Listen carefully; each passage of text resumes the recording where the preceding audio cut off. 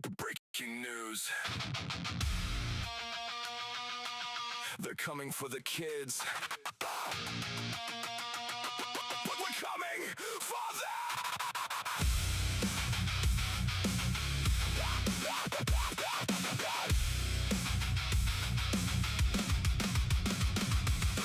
Sisters broken badges flashing in the night. Knock down doors, no warrant, no right. Take the children, tear the families apart. Hide behind protection while you rip out the heart. Files fabricated, lies on the stand. Judges in their pocket, money changing hands. Parents screaming, cameras never show. The real abuse happens when the CPS shows. Scott ever standing, fighting Tennessee DCS. For separation, they tore the family from his chest. Placed on a registry, no charges, no crime. Blount County DCS crossing every line. Evers versus the state, lawsuit in federal court. Exposing the corruption, tearing that system apart. Years of battle, justice delayed, but not denied. A father's resolve with truth on his side. No mercy, no justice, just power unchecked. We expose the corruption, put them under the rack. Got it for CPS. We won't stop, we won't rest. Breaking news every day. Truth cuts like a blade. Got it for CPS. Your empire's gonna fall. We fight for the families. We fight for the free. CPS. Your time is over. You'll see. Another case buried, another life destroyed. Numbers manipulated, stories over deployed. They call it protection, we call it abduction. State-sponsored kidnapping, legal corruption. Parents labeled unfit for daring to speak. Question the system and they label you weak. We document every raid, every lie, every theft. The resistance is growing, no more silent regret. No mercy, no justice, just power unchecked. We expose the corruption, put them under the rack. Got it for CPS. We won't stop, we won't rest. Breaking news every day. Truth cuts like a blade. Got it for CPS. Your empire's gonna fade. We fight for the families. We fight for the free. CPS. Your time is over. You'll see. You took the innocent. You destroyed the home. Oh, now the people are waking. And we're coming for your throne.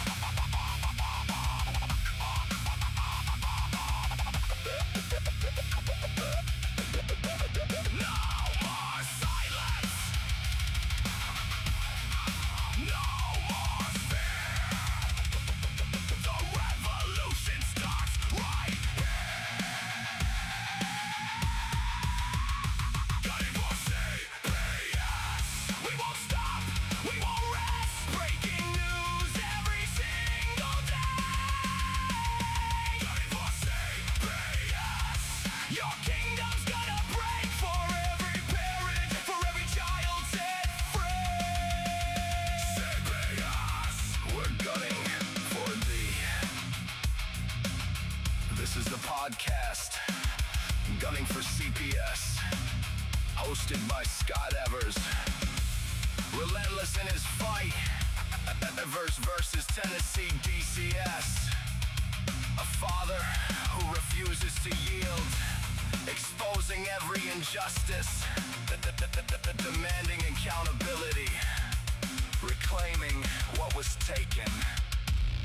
The battle continues. Stay vigilant. The truth is our weapon. I'm gonna pull the whole thing down. I'm gonna bring the whole fucking diseased, corrupt temple down on your head. It's gotta be biblical.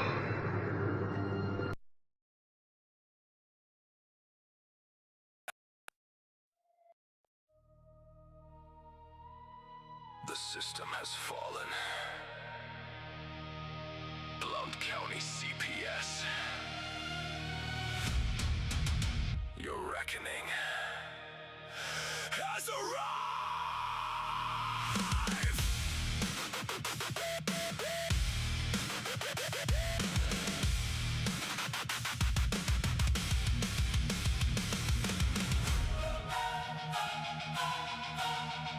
More lies.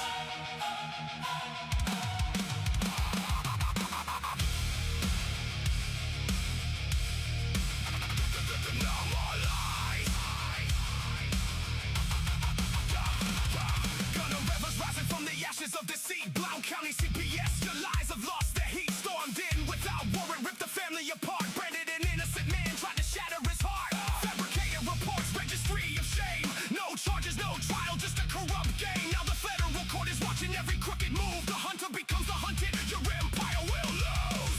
Feel the ground shake, hear the thunder roll. The truth is a weapon and it's claiming its toll. This is the reckoning.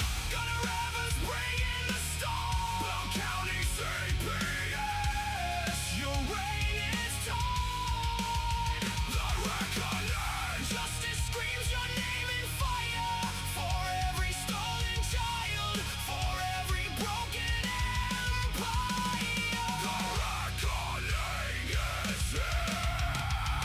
Burn higher.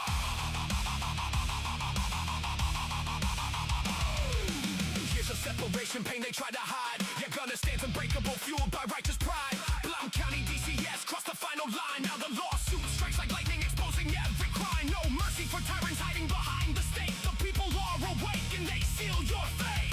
Power you abuse will crumble into dust. The Father's war is raging, injustice we trust.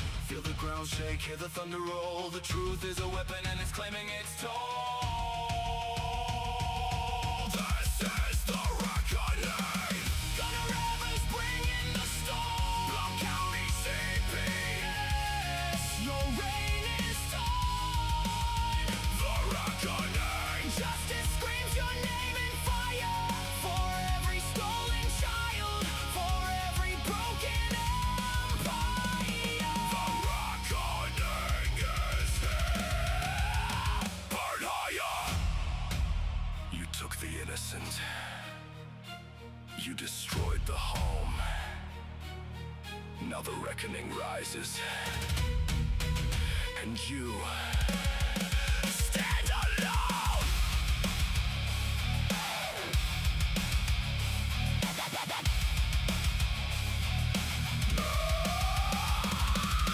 No more lies. No more chains. Gonna ever sway.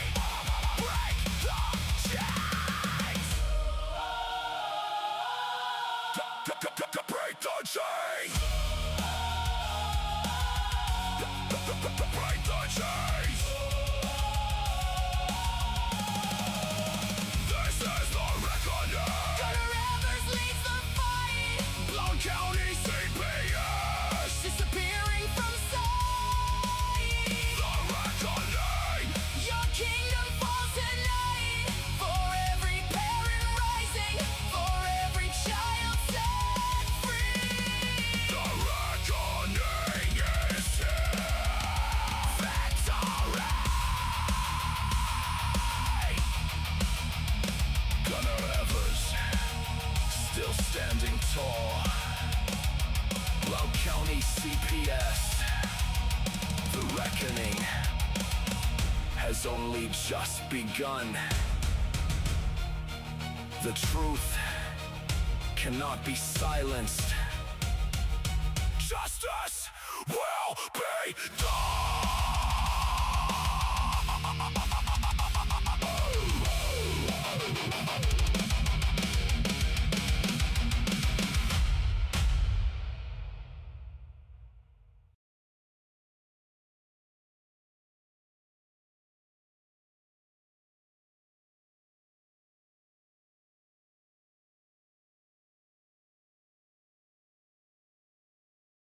My fellow American citizens, I am grateful to the motion picture industry for this opportunity to remind you of a most important day in our lives.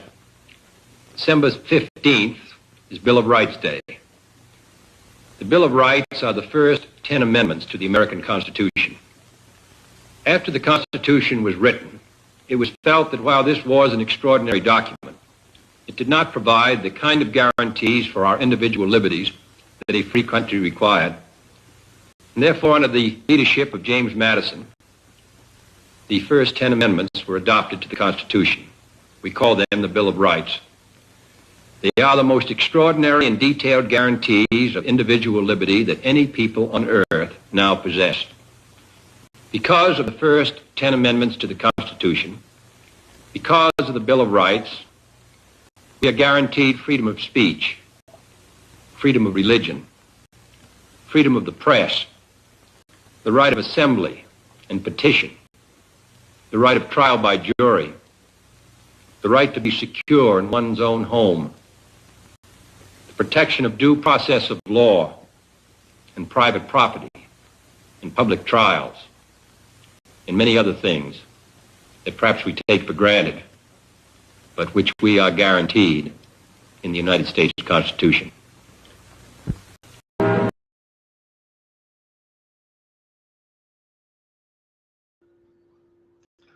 Well, who are we going to piss off today?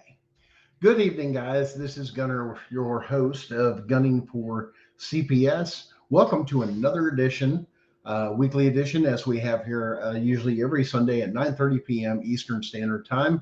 And we go over everything from your constitutional rights to educating you about the court processes, as well as exposing mass corruption that is happening across our country and our court systems, as well as through law enforcement and such forth. You'll have to forgive me. We're still trying to work out some lighting. I believe that. Let me know in the comments if you guys are watching if the lighting is much better than it has been in previous episodes, because the light was like kind of like, right here. So this is a little bit softer, but some great feedback from you guys would be awesome. Looking forward to educating you on this special edition that we're going to take and go over. We're actually going to cover the rumor that has been recently going around, and I know a lot of you guys have heard it. Well, there's judicial immunity. There's judicial immunity.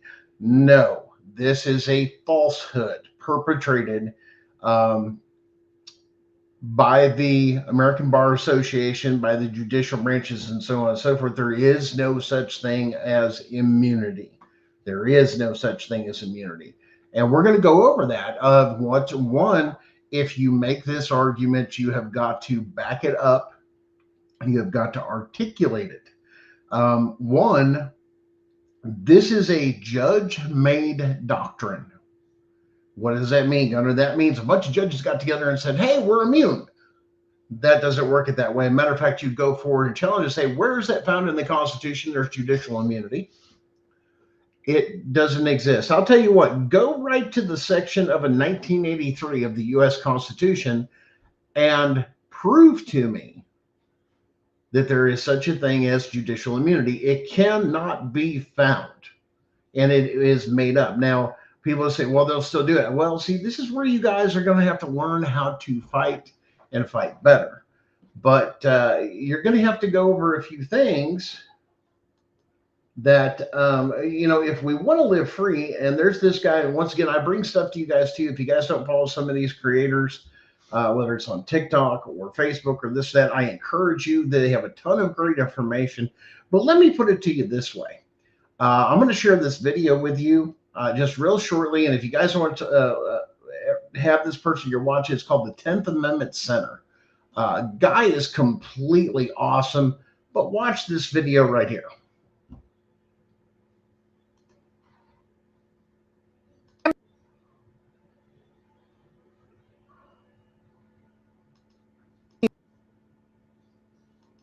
Our rights, whether the government likes it or not. Samuel Adams was right.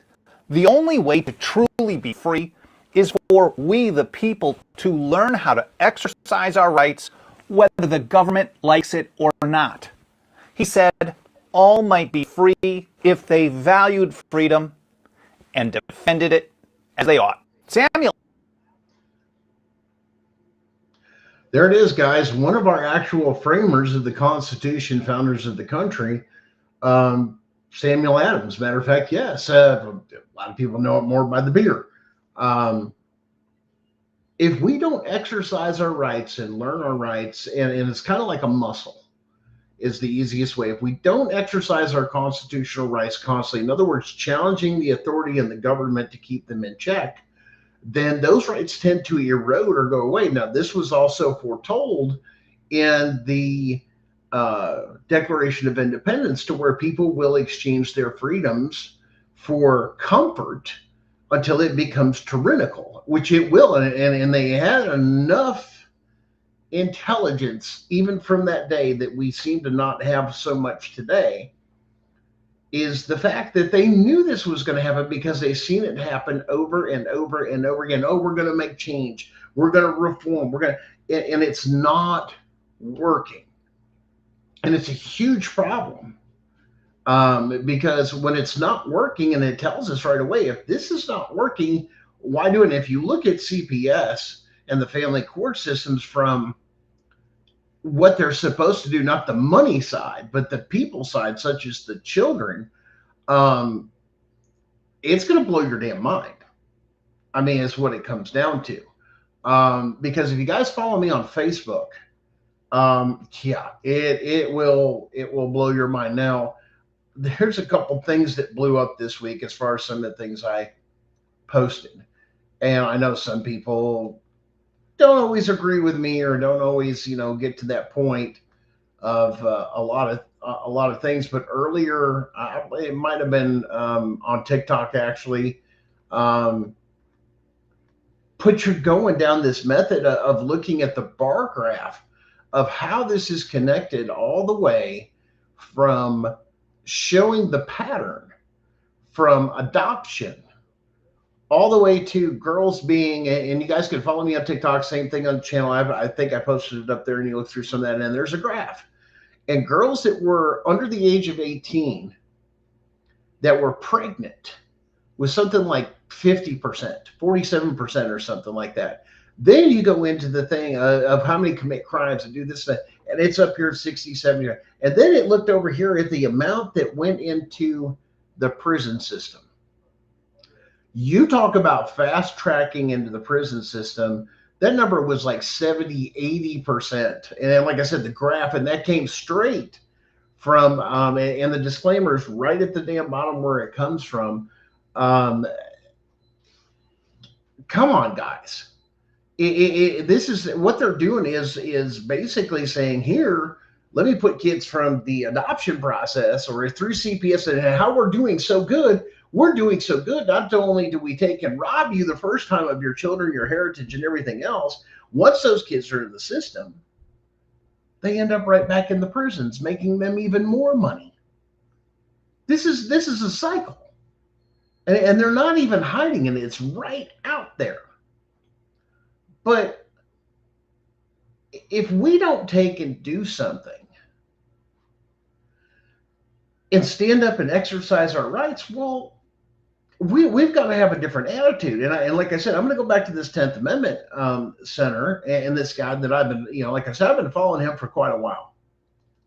And he's got this other one here, and I'm going to share this one with you. Here, listen.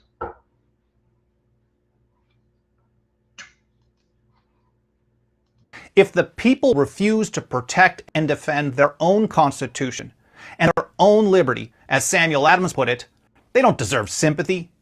They've earned contempt. He said, if therefore a people will not be free, if they have not enough virtue to maintain their liberties against a presumptuous invader, they deserve no pity and are to be treated with contempt and ignominy.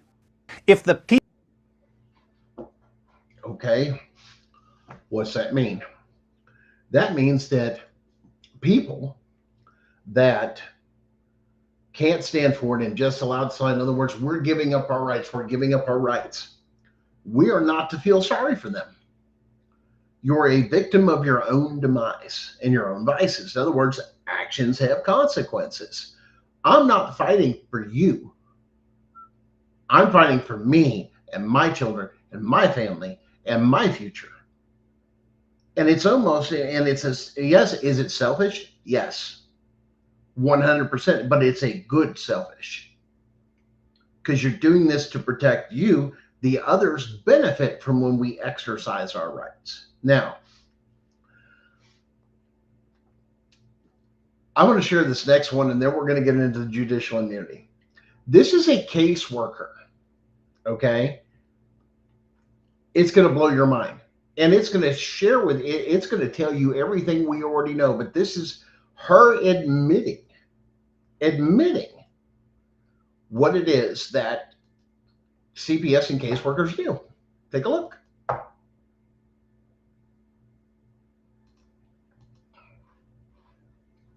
It's crazy. I was a CPS social worker for 10 years in Kansas. And one day my supervisor and I were having a conversation, and I don't remember what started it. But essentially what we talked about was that we could take information about anybody's family, and spin it and twist it and make it so that it fit criteria for removal of their children into foster care. That if we just cherry-picked facts, cut and pasted facts, twisted facts, we wouldn't necessarily have to make anything up. We could just twist them around. We could have that family meet criteria for removal of their children into foster care. Now, we were not having this conversation as some kind of power trip. Nothing like that. Nobody in their right mind would brag about being able to do that. It was a conversation about how much power we as social workers had over families. 2 years after I stopped working as a CPS social worker, I was investigated myself by CPS and the police, and that rigid control of the narrative, that cutting and pasting of facts, that cherry picking and twisting is what did me in. It was what I could not overcome. For service providers, step number one is recognizing how much power and control you have over the narrative that impacts vulnerable families. And step number two is using that power that you have wisely, accurately, and fairly. Wow. Wow. What do you say to that? The states have empowered social workers so much.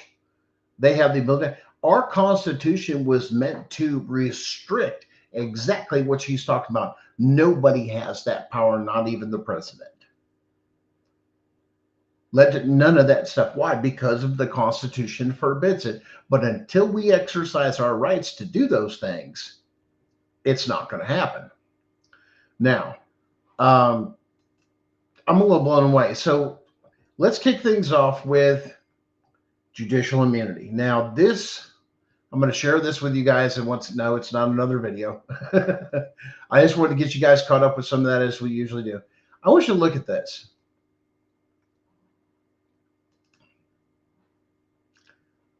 Owen versus Independence, and there's the case law and everything else.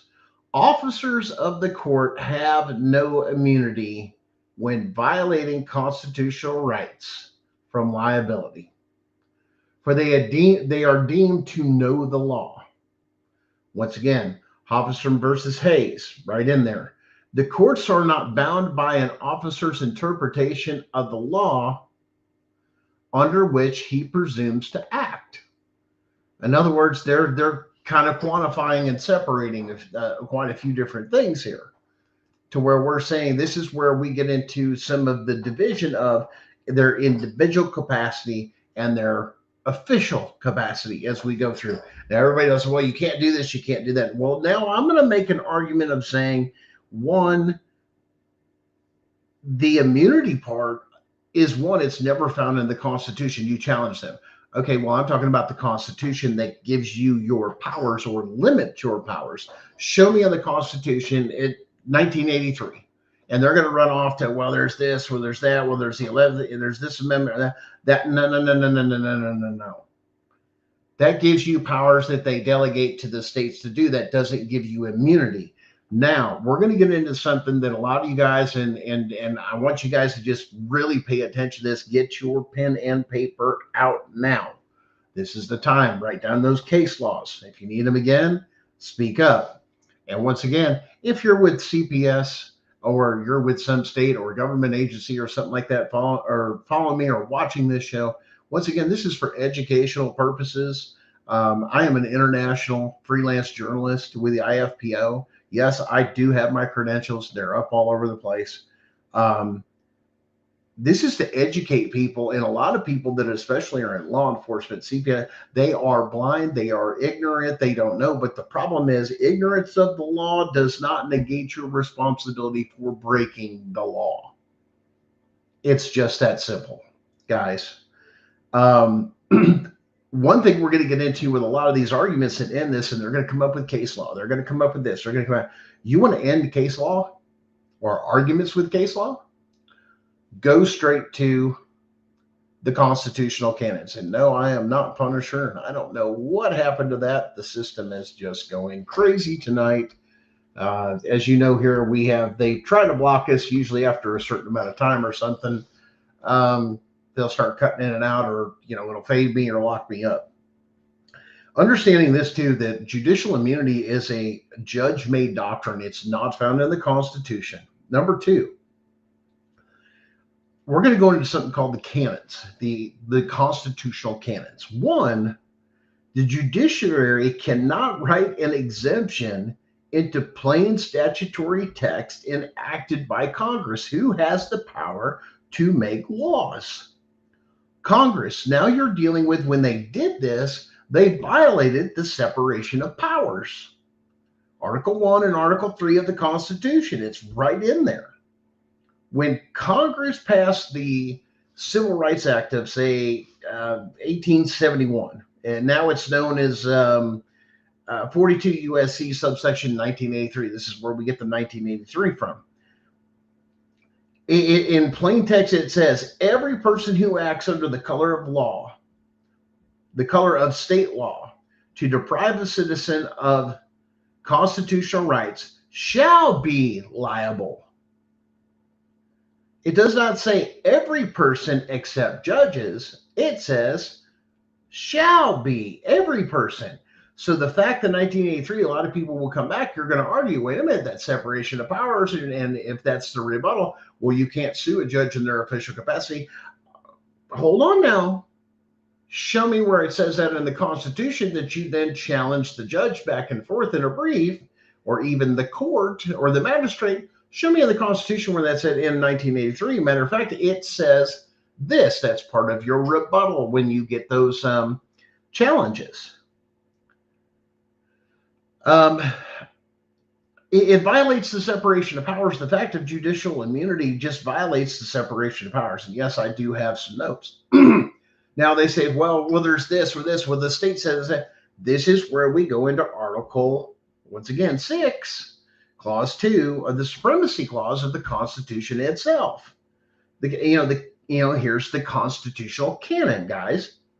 Constitutional supremacy in any common law doctrine, state immunity statute, or judge-made rule must yield to the supreme text of the Constitution and the federal laws enacted to enforce it. So judicial immunity is bullshit, because it's right there in the Constitution and it's right there in the constitutional canons. Horseshit. But they want to challenge you because a lot of these judges, magistrates, and other people think, well, we've got immunity. You better read here and let me educate you for a second, because one, you can't.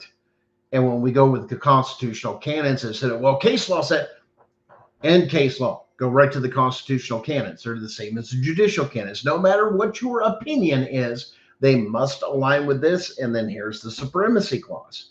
You can't do this. This is why Section 1983 was specifically enacted by Congress under the Enforcement Clause powers, Section 5 of the 14th Amendment, to curb abuses by state officials. Yeah, you hear that? Specifically including state judges who were denying citizens equal protection and due process, like your family court system. What does that mean? Well, we generally don't get up under this. We're gonna do this. We're gonna do that. We're gonna, on this. Now, the argument they have, a judge-made common law defense, and so usually use Stump versus Sparkman. cannot overrule or nullify an explicit federal enforcement statute of 1983. It's backed by the 14th Amendment. Going back to the constitutional canon. You can argue the case law, but let's end the case law. Let's go to the constitutional canons. But unless you put the court and you do a notice to the court of some of these things of how we're going to proceed, or I know your games or your guidelines, and you put them on notice, oh no, we won't be doing that today. We will be following the Constitution. And if you don't, basically it's an act of treason. Are you willing to put your life on the line? Because to go outside the Constitution is to war against the Constitution, which is to war against the people, which is an act of treason, which the penalty for treason is death. You got to put them on notice. Well, that's, no, I'm not threatening that. That's what the Constitution says. Read it. You swore an oath to it. You said you would uphold it. You knew when you took the job what the requirements were. Did you not? Because I know it was explained clear just when you said the oath. Because you swore an oath to it, and oath means something that's more than a contract, that's deeper than anything else. An oath, go look up what an oath means. And then you've got, let me go through this Constitution, because some of this goes into some of the Latin and everything else. Expressio unius est exclusion alteris. The expression of one thing is the exclusion of another, joined with the plain meaning rule. In other words, the canon dictates that the constitutional and the statutory text must be interpreted according to its plain and literal meaning at the time it was written. In other words, you'll see this a lot, especially in a lot of cases. They'll go back and say, well, we don't know what it meant. Well, let's go back to the Federalist Papers. What was the intent when it was written? That's where we get a lot of that stuff. What was the context it was written? That, and the same thing goes where they say, hey guys, there's a lot of things out there that, this doesn't work, that doesn't work, but we've got to get into, what did it mean during the time it was actually put out there? Okay. In other words, what was its intent back in the day? That's why you'll get that argument. Well, Second Amendment only applies to cannons and muskets. No, it meant all firearms. Once again, we have to look at that. Those were the weapons of the day. And you're going to go into all this stuff and you're going to say, whoa, well, now wait a minute. Well, what does that mean in modern? In other words, take the context of that discussion or that law and modernize it. Oh, now it means this. Yeah, now it's something completely different. Now, I'm going to tell you what a lot of other people have been dealing with, and you guys need to pay attention to this one too, because this one's pretty bad. This is pretty messed up. I got another video for you. And this is what they've been doing for a lot of us pro se sui juris people, trying to get records and stuff, and when they want to do FOIAs and this and this and that. A lot of them are for cover up, is the fact that they've been pricing us out of it. Hey, I don't have any money, but I need body cam footage, or I need these records, or I need that records. Well, guess what? Now there's a cost associated with it. And now they've gone, check out this story. This is exactly what we've been talking about right here. Does government transparency come with a price tag? That's the question being asked right now in Claremore after some folks who requested records wound up with sticker shock. 1,750, I believe, was the final total. That's how much the city of Claremore told community activist Amber Robinson Rodriguez it would cost in order to produce body cam footage from the arrest of Darren Blanchard back in February at a meeting about the Project Mustang data center. I think there's a lot of concern here whether our public officials are doing things in accordance with law. Blanchard, like many others, got up to speak to officials. He apparently went over his allotted time and in conclusion asked to give some documents to the officials. They brought the police in, said, get him out of here. And he said, okay. He willingly put down the mic, went up front and said, okay, I'm done. And they arrested him. The arrest stunned many in the crowd, including Amber, who was there. I was appalled. I was very surprised. I didn't think he would actually be arrested. Blanchard was charged with trespassing, and his attorney has also requested the footage, along with a comprehensive list asking for virtually everything and anything related to the incident, including the council's history of removal of any attendee. The city's response? That'll cost you $17,125.44. Blanchard's lawyer told us the fees quoted by the city of Claremore are astronomical. Not only is the city of Claremore effectively discouraging the average individual from seeking information about their government, but they are also intentionally hampering Mr. Blanchard's defense by denying his legal team reasonable access to this information. We reached out to the city for comments, specifically asking, quote, whether the city views these costs as excessive, punitive, and a deterrence to the public seeking information. Their response? In accordance with standard practice and on the advice of legal counsel, the city of Claremore does not comment on pending or ongoing legal matters. When he actually got booked into jail, I was shocked. Amber, meanwhile, is considering passing the hat to raise funds to get the footage. The whole point is holding people accountable. In Claremore, Burt Mumolo, Tulsa's News Pulse. Wow. That's 17 grand to get records to fight against them. That is ridiculous. Completely ridiculous. I just can't. I can't comprehend. I can't even believe. Those are public. There is not, to me, once again, Freedom of Information Act. Once again, they found a loophole. Well, it doesn't include cost. You tell me what cost on body cam footage, everything else, 17 grand for somebody that a kid in high school or middle school can spin up and put on a flash drive or a disc or anything else. That is ridiculous. 100%. Now, let's go into the next set of the constitutional canons that we've been going on that deals with all this, including judicial immunity. Now, there's another, the 5th and the 14th Amendment. Let's go into that. No state shall deprive any person of life, liberty, or property without due process of law. Not of policies and procedures, of law. Big difference. Now, the canon is ubi jus,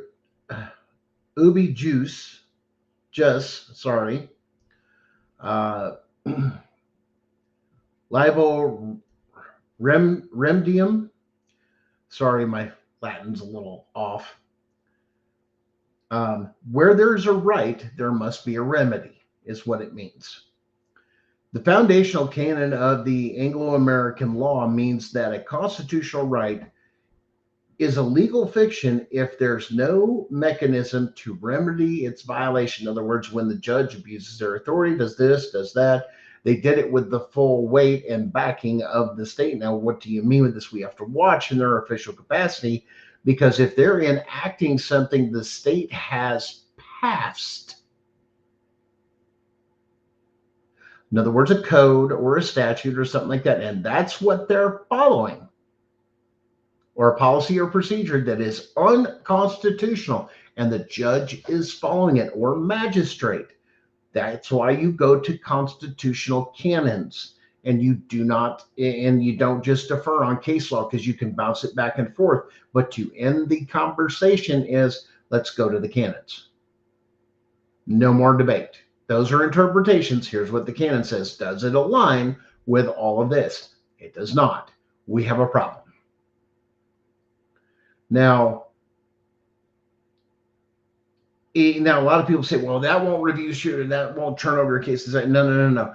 If you filed something that says, listen, I'm suing on the fact of due process, there was no due process, there was a violation of my constitutional rights, there was forgery, there was perjury, there was this, can a federal court case override this? They can give a decision, they can put sanctions on them, they can terminate them, void them.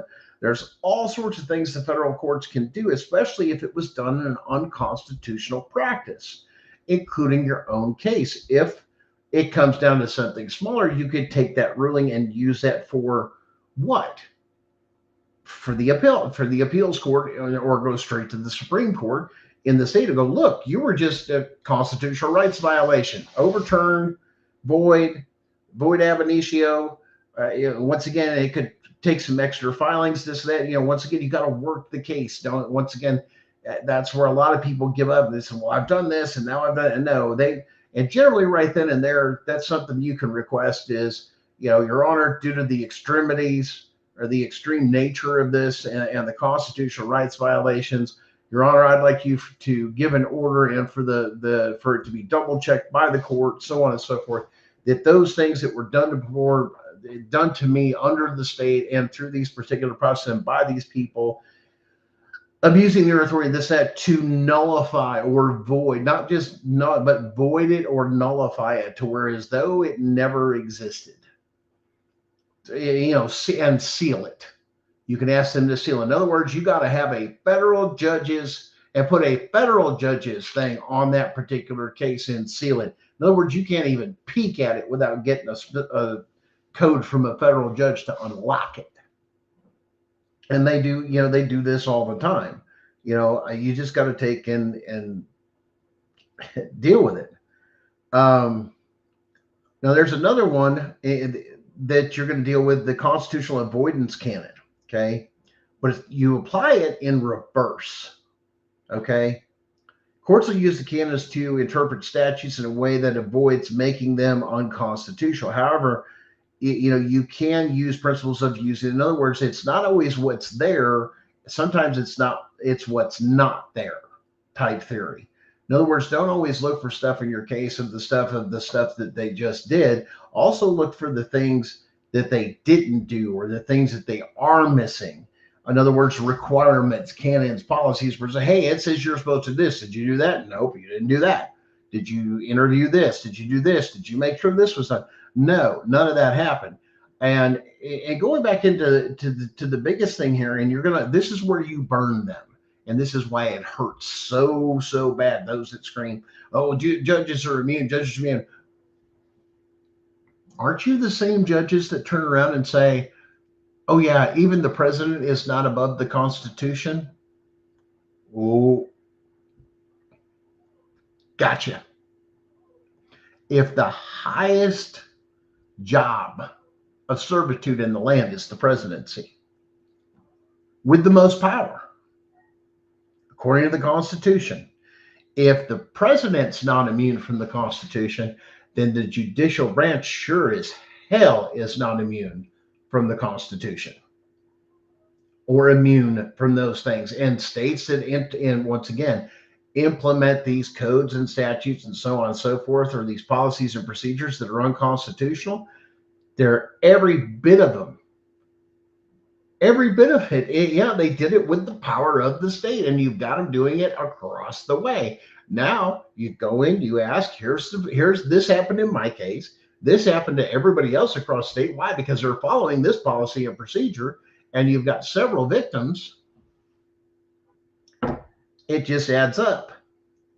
But now you're looking at the interpretation of a rule or a statute that leads to an unconstitutional or basically the absurdity doctrine also can be applied there. Result, it's got to be rejected. If Stump versus Sparkman is interpreted so broadly that it immunizes a judge who acts maliciously with a total lack of due process. In other words, I'm just going to break everything out there. I'm going to do my own thing, and I'm going to rule like a freaking tyrant. There's no remedy. It means you're above the law. And once again, that's unconstitutional. Nobody's above the Constitution. Nobody's above reproach. Nobody, and that's why it's such an absurdity. This goes under the absurdity doctrine. Well, judges are immune. No, because it's unconstitutional. And if the state's working on behalf of the state and the state policy and procedure, you're connecting and showing this is where they've been doing it, such as CPS policies and procedures that allow for this illegal crap to happen. Well, guess what? It all comes together, guys. Now, listen, we've been doing a lot, to educate you guys on a lot of things. Now, we've covered a lot of things with the Chevron doctrine early on. We talked about this. We were the first in the nation and internationally to blow the whistle on nurses and stuff going on in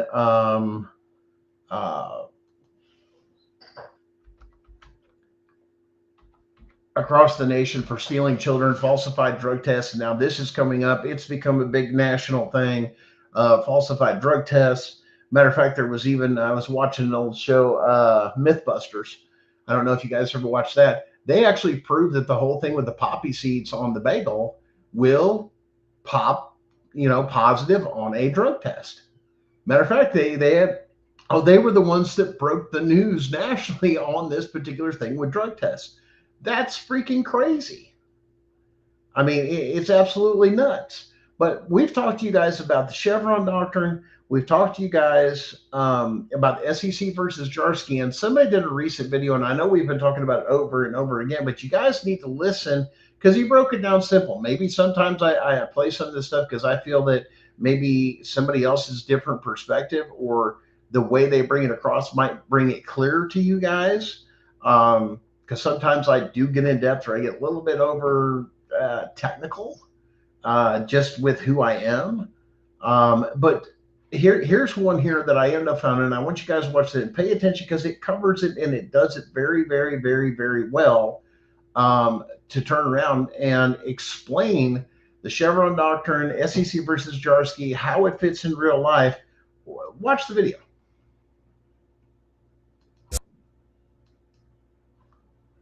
Well, come on. Rights. Those are really the only two things you need to file. Seventh Amendment rights.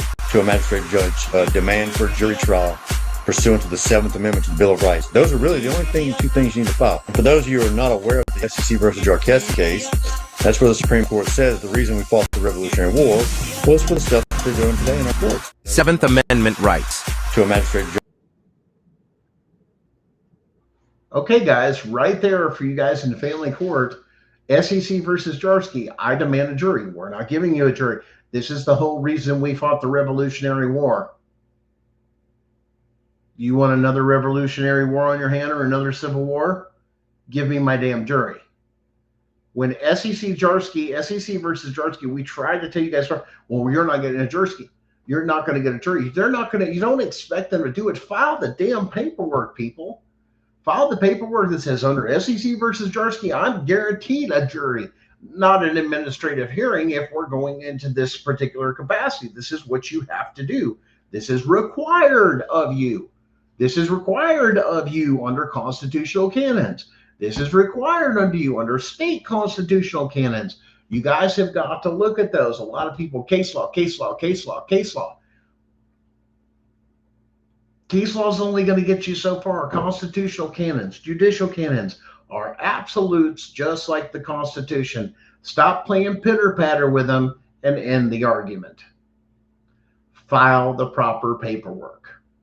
When you file, don't assume, once again, even if you say something in court, make sure that you file what you need to file to back it up on paper, either before you get into court or right after you get to court, preferably before you get into court, and then you bring copies with you to hand it out and go, here you go.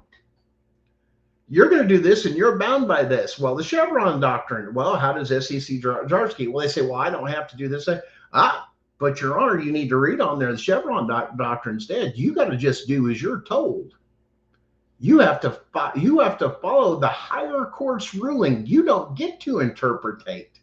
You only get to follow. Why? You don't have the power of that anymore. Chevron doctrine was overturned, but the courts are still acting as though they have that discretion. That discretion is gone. Objection. Well, that's my discretion. Objection, Your Honor. Objection over what? My discretion? Yes, Your Honor, absolutely. The Chevron doctrine's dead. It's been overturned. You should be aware of this, Your Honor. You realize by not keeping up with that or enforcing that change, you're getting ready to commit a crime if you haven't committed a crime already, which means now you've lost all jurisdiction and power because it's now on the court record and I will be filing this accordingly. You need to go read it and it applies to you. Once again, in a nice, calm, easy voice. No sense getting upset. This is how you communicate. Well, I'm not mad.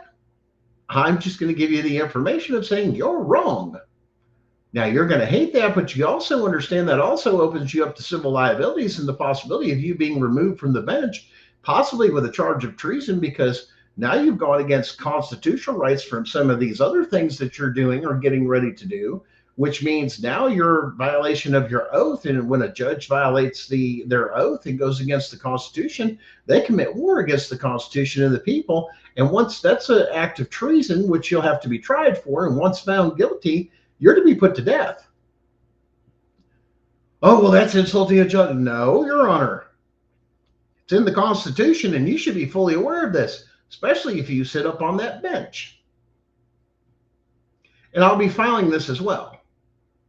This is why having something on the record, and you guys exercise your ADA to make sure that you get it, somebody there live transcribing, and make sure they're transcribing anyway under the ADA, because guess what?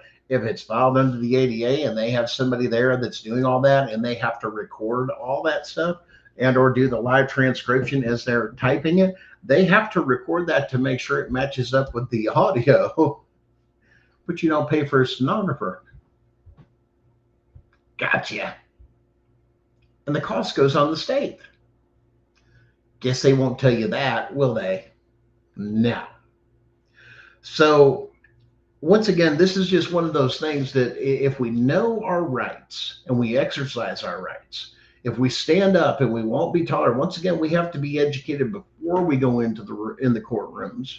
And we're behind the 8 ball, especially within family court, because they move so fast because it's business as usual. And they do it for a reason. So you cannot catch your breath because you're over here taking notes of, I'm just trying to keep up. Once again, you don't do this for a living. But once you get baptized in it, this is why people like, if you'll go look up Carl Miller or some of the other people out there that have won huge cases that deal with constitutional rights, and they know their Constitution and they go into the federal court and they kick their ass. And then they turn around and go, now come after me again. You're going to have a one big sign of leave that person alone. Why? Just don't do it. This guy's over here like Carl Miller tell a story. He'll say, come through. He goes, another person over here, I dare you to give that dude a ticket. Don't give that dude a ticket. All his superiors, do not do it. Rookie comes in, gives a ticket. He goes, oh God, what have you done? And even the supervisor, I told you not to do it. Well, he was doing it. I don't care. Leave him alone. Now he's going to take it. What? Why? Because he will fight it all the way to the federal court. And what they're afraid of is when he wins, especially in that state, that gives everybody else a case law using that case. And if you can articulate what happened in that case in your filing or in your scope, say, hey, I'm quoting this thing, and here's what I understand of how it applies. You now have to follow it because Chevron doctrine's dead. And on top of, where's my jury? Where's this? And now you're going into the other things and you're pointing all this stuff out. And then when it comes down to it, then they won't do nothing. Well, the lower court won't do nothing. Your case, well, my case is still up. I'm still locked out and I have to go through it. No, you don't. You simply file with the appeals court and you write a writ or a habeas corpus in there and you include that stuff in there. Judge doesn't have jurisdiction. They're holding on the case. They refuse to do it. They do this. They do that. Once again, you've got all these different things Can't do. Huge. But you got to know how to put it on paper, how to file it, where to file it, and the way to file it. And make sure you're arguing, once again, in the right jurisdiction and in the right courtroom. If we don't understand those basic things, let alone, and I know for some reason, like I said, this is a little bit low tonight. I know they're shadow banning the hell out of me on this episode because this is about judicial immunity and teaching you about constitutional canons. Oh, hell no, they don't want you to learn about this. Not in the least little bit. And I ran you through what, 3 or 4 constitutional canons that shut down that and take away all their power and authority. Oh, this is a constitutional canon right here, Your Honor. You should know these. And when they look them up, they go, oh, crap, I'm in trouble. Yeah, but until you articulate it, they're going to go in there and they're going to play stupid and say, what can I get away with and how much money can I make as fast as I can? Because that's what they do, especially in these family court cases. And you saw the social worker with the testimony that was here before. We had this kind of, hey, listen, lady, I got one thing to, she's over here. Well, we were doing, even though we wouldn't do that, no sane person would do this or that. Well, congratulations. Somebody else already fucking learned that lesson, ma'am. And they're already using it to what? Streamline millions and billions of dollars out of Title IV. They learned how much power they had to do this and steal people's kids. And this is exactly what they're doing. 100%. Ouch. That sucks. That sucks bad. Because now you've caught them. Because now you're in their world and they act like there's no recompense. They're never going to get caught or anything else. Let me tell you something. Especially if you live here in Blount County, Tennessee, let me tell you something. It is going down every month. There is something new. There is something being uncovered. Matter of fact, in Blount County, and I know James Richard, you're from Blount County, and I know you know this story, that a recent Blount County Sheriff's deputy was, I guess, something with a drunk, had her checked out over at the hospital, and then took her home in a cruiser up into Knoxville. There was, stuff of that going around, and then supposedly had sex with them so they wouldn't get arrested for a DUI. I guess this has been going on to where now they're, that same thing that's going on up in Kentucky, where that sheriff shot the judge that he was the head of the organization for running the brothel out of the jail. Well, it looks like Blount County, Tennessee has got something a little bit similar going on, but not exactly the same, to where now there's things are coming out about sex rings, swap parties, deputies, I guess venereal diseases going around for this particular person, jumping from here to here to here. And I guess there's some connection with that and some other people through here that have been popped up. Once again, not confirmed, but you can look on the internet through there between Tony Crisp, which is the city of Maryville's police department. I guess his wife has got some sort of relation to this Blount County officer. There's some sort of connection. For a sec, I don't know the exact details of it. I know a lot of that is going around. You guys are more than welcome to go down those rabbit trails if you're Blount County. But yeah, it's absolutely crazy. Well, Scott Spangler out there in Maryland, especially, they're not above the Constitution. You're fighting in the wrong thing. Once again, you have to get into their policies, procedures, show exactly what they messed up. No due process. SEC versus Jarsky requires a jury. There was no jury present. This was not done willingly. You didn't contract with anything. Those are the type of things that are seen in similar filings, as well as the Chevron doctrine being overturned, that they cannot loosely interpret things, that it requires this and that. I'll give you an example. For certain classifications in my particular state to use a certain code or a statute in what they wrote up, which they screwed up massively. Under one of them, if you use part 1, you got to have a doctor testify. If you use number 2, Well, you got to have a psychologist testify. That's a requirement for in there. Did they do that? Absolutely not. Yeah. So then you call them out. Hey, you failed to follow this. You failed. Matter of fact, in my particular case, I even went as far as going, you violated your own state's constitution. And nobody caught it. All of you. I mean, this is where you call them out for everything that's there. Even though you've had your rights terminated, you can still go to the appeals court and, point out all those things, that none of these things were done. There's no clear and convincing evidence. Clear and convincing evidence doctrine wasn't followed. You can point out the constitutional rights. And then when you do those things, listen, guys, when you guys are filing those things, especially the corrections and a few other things, put notices in there that you have the right to amend or change at any given time, especially with your filings. That way they can't kick you at federal level, state level. They have to give you the right to do that because you put it on your filings. Number two, is to make sure you put a notice, especially this serves as notice, that my intent to file a federal civil rights or a 1983, this thing, because you have to notify them. Once you notify them, and then it was put on the court record. Yes, it was put on the court record and it was notified. And then now I'm moving forward. Why? Because you have to notify all parties. So there's a process to doing all these things that you got to make sure that you follow. Guys, we're just going to wrap up a few things here. It's a week. Hopefully you guys learned something this week, and you were able to take and draw something from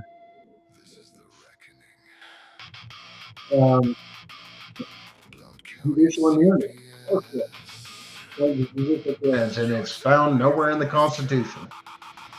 Sometimes it's all about asking questions, not making statements. Make them hang themselves. Show me where in the Constitution it shows that there. Oh, well, well, now let's go under this canon. Let's apply judicial canons. Scott, I wish you the luck. A lot of this is personal cases, and you know your case better than anybody else, which is why, this is where a lot of people that do pro se sue jurists work. They begin to educate themselves on how to file, what to file, everything else. If you're at deadlines, you can file for a deadline extension due to, you can do it under if you qualify for the ADA, you fall it under the ADA, that you need additional time to do research and gather evidence. Those type of things. Then if you need stuff to subpoena, even in the appellate court, that you need to subpoena documents, you can put some of that stuff in there. Like I said, especially when you go to the federal court, it's a whole different game, because all of a sudden everything changes.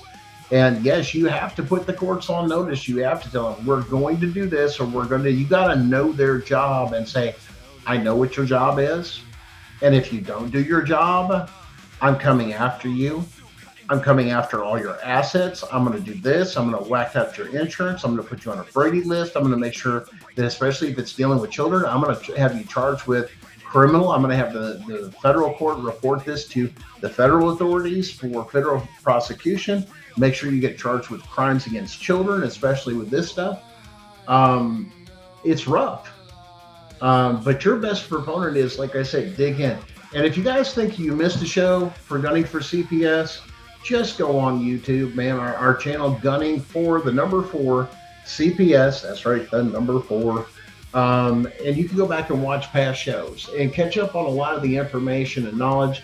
You can even go back and watch the Jessica Saxon episode that we've had a couple of them here on Gunning for CPS. But I want to thank you guys once again for the great support, and thank you guys so much if you're in TikTok world. I have not figured that out yet. I've got my application in because I just reached 1K followers after being blacklisted for 3 years from TikTok. So we're trying to get on TikTok live there and drive these numbers all the way up and expose. I know people are thirsty in the TikTok world for this stuff. A lot of exposure. But I want to thank you guys once again for all the support. Without you, it wouldn't be possible. And guys, keep spreading your stories out there. Share them and get with people in your community and help each other, because you're going to work together, especially with those that have had the same thing. And iron sharpens iron type thing. Man, you guys could help each other out a whole lot. And that's what we want to do, is help educate keep you knowledgeable, and that way you can piss somebody off today, especially those that service in government, man. Hold them accountable. Thanks again, guys. We'll see you next week at 9:30 p.m. Eastern Standard Time right here on YouTube, Facebook Live, and hopefully TikTok Live if they'll let us next week. But thanks again, guys. Have a great week. Still standing strong. Blount County CPS. The reckoning has only just begun.